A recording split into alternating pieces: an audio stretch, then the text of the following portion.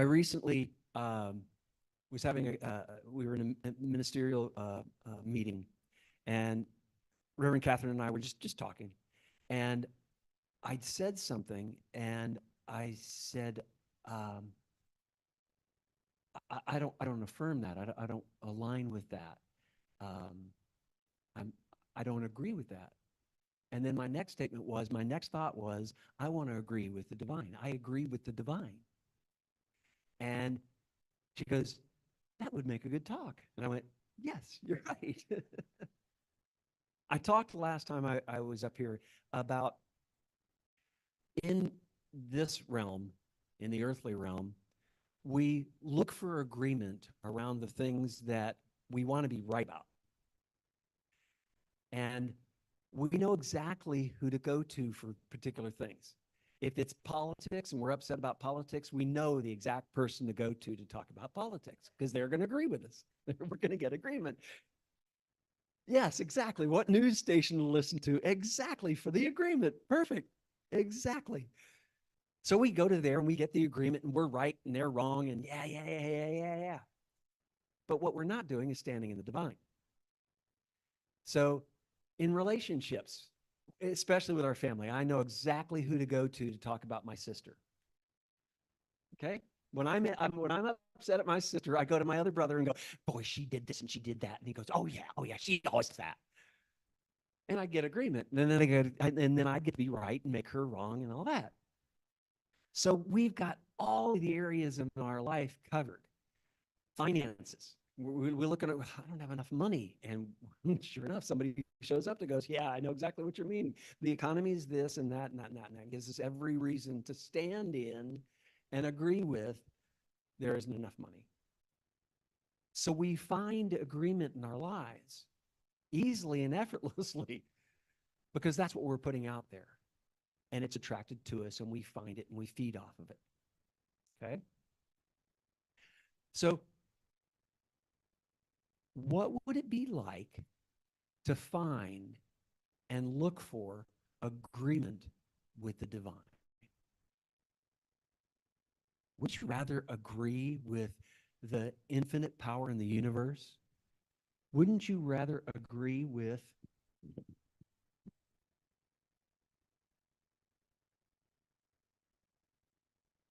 your kingdom of God is at hand, right there?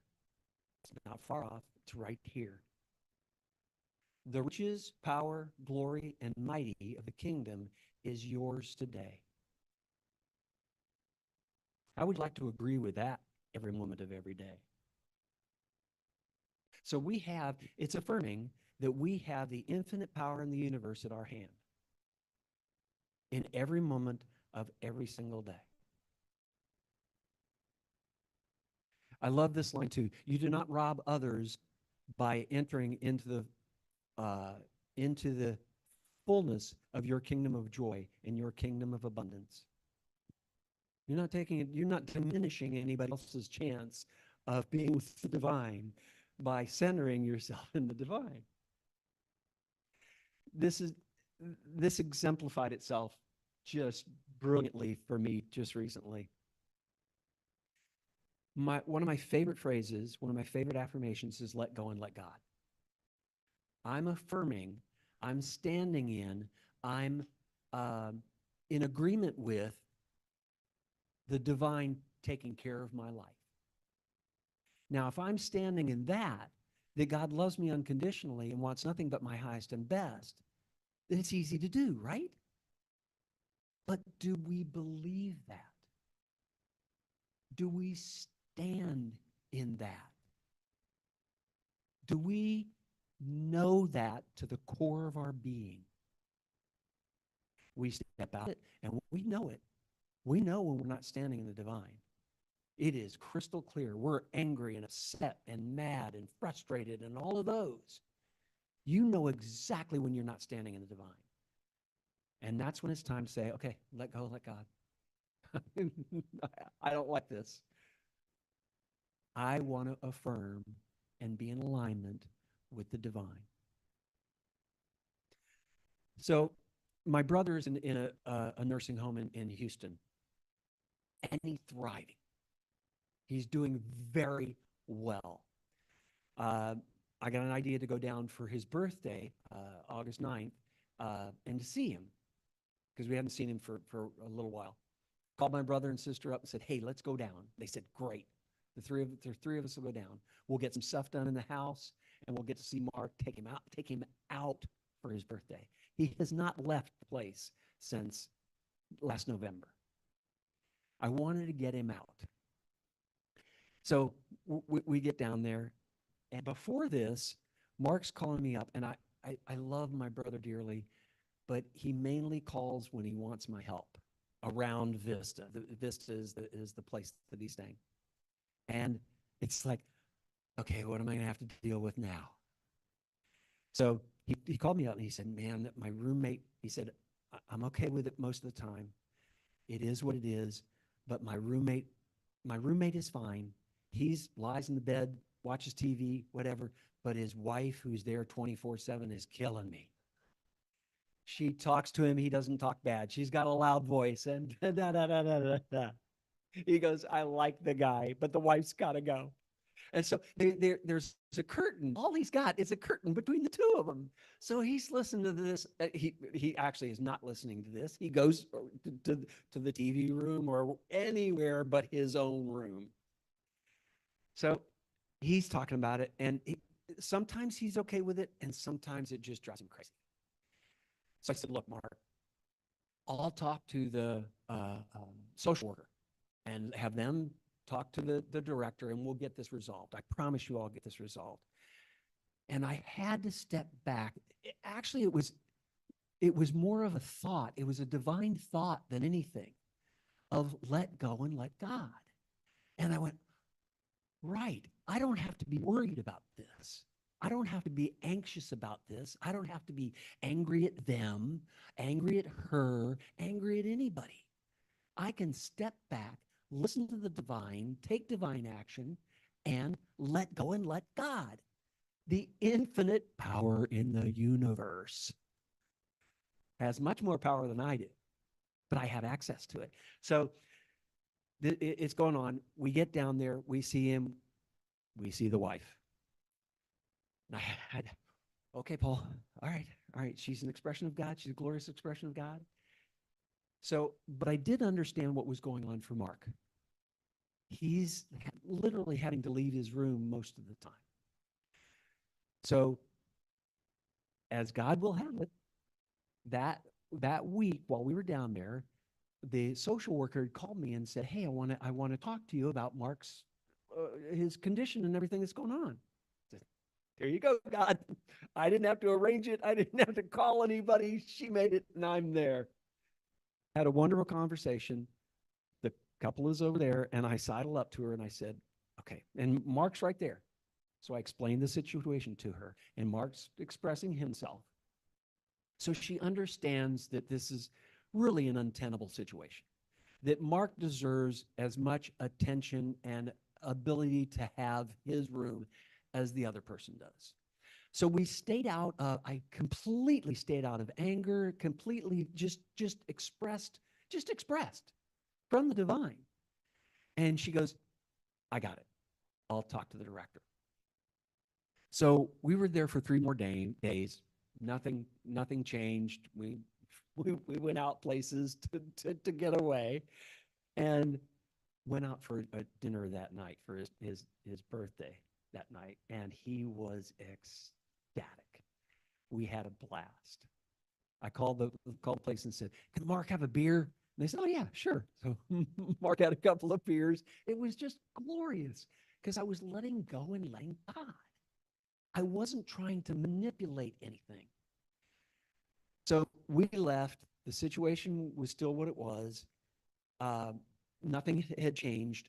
Mark calls me the Monday after we left on Sunday and said, she just blew up at me. The woman just ripped me a new one. And he said, all I did, she went into the hallway. She was very loud. I went to the door and shut the door. And she went berserk. And I said, let go, let God, let go, let God, let go, let God. What am I going to do about this? Let go, let God, let go, let God. So I went, okay, Mark. I'll call the social worker. Not 15 minutes later, Mark calls me and goes, they're moving him out. They're moving him to another room. And I went, yes. I didn't have to do a thing. I did nothing. They moved into a room so they can be alone and together. He's got his room. The head director of the place says to Mark, we're not going to put another roommate in here. So he's the only person in the nursing home that doesn't have a roommate.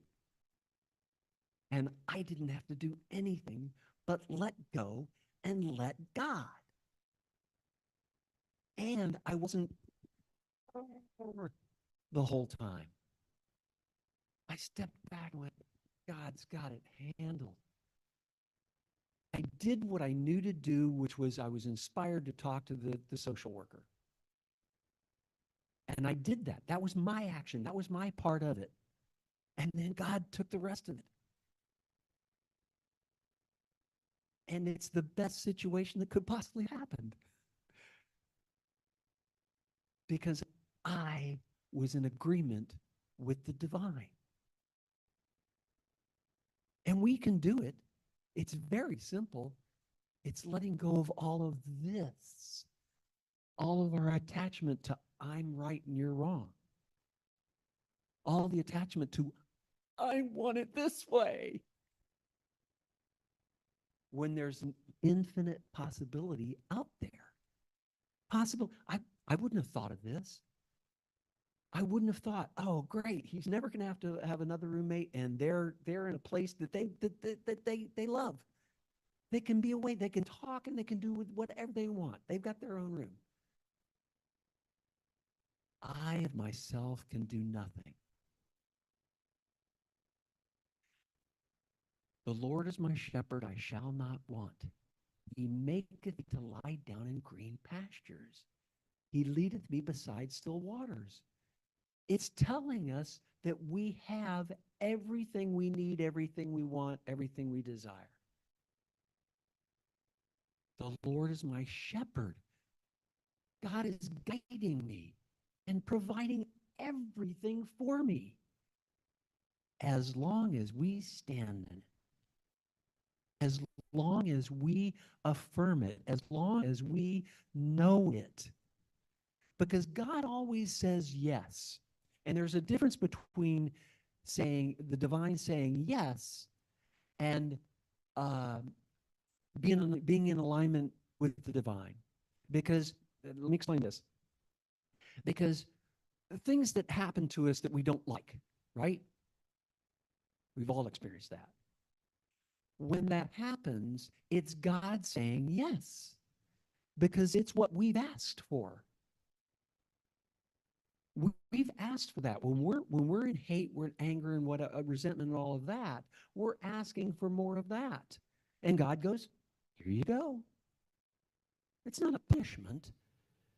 It's actually allowing us to recognize when we're in and out of the divine.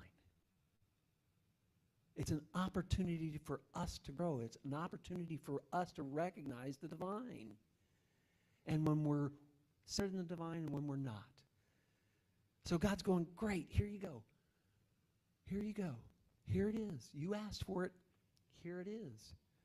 But that doesn't mean that the divine is agreeing with it. The divine is pure, unconditional love. That's God's nature. So God doesn't see anger and resentment and hate because it's not in his nature. It's not in God's nature. Forgive me for using his. I try and avoid that with all cost, because then it puts God in human realm. And I don't want to do that. So the divine only sees our highest and best. Only sees the magnificence of who we are. Only sees the good in all of us. Because that's what the divine is. That's the divine's nature. So there's nothing, when we see evil, hatred, all of that. It's our own eyes seeing that. It's us interpreting that. It's us defining that. It's us choosing that. But the divine's not standing there with us.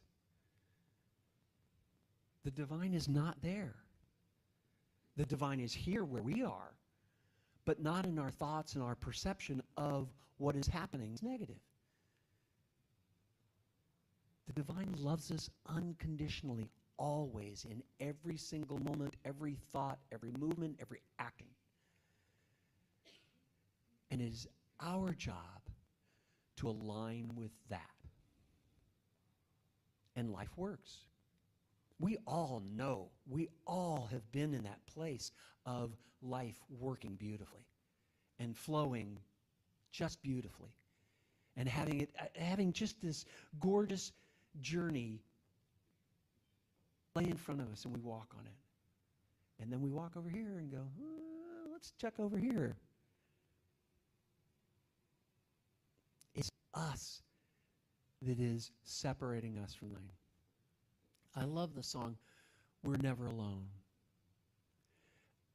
The first time I heard it, I cried like I cried today. Yeah. Because it states we are not alone. We're never alone. Whether we have somebody in our lives or not, no matter what's going on in our lives, we are not alone. We have that divine presence, that infinite power in the universe. The Lord is my shepherd. I shall not want. And it's a beautiful phrase because wanting means that we haven't got it. Wanting means that it's either down the road or it may or may not come, or it's on the way. But if I don't want and know that the divine is giving it to me, whatever it is, that relationship, that love, knowing that it is right here, the infinite power in the universe is at hand, right here. And it is ours to use, to stand in, to love, to have a fantastic, fabulous, glorious life in every area of our life. Be in agreement with the divine.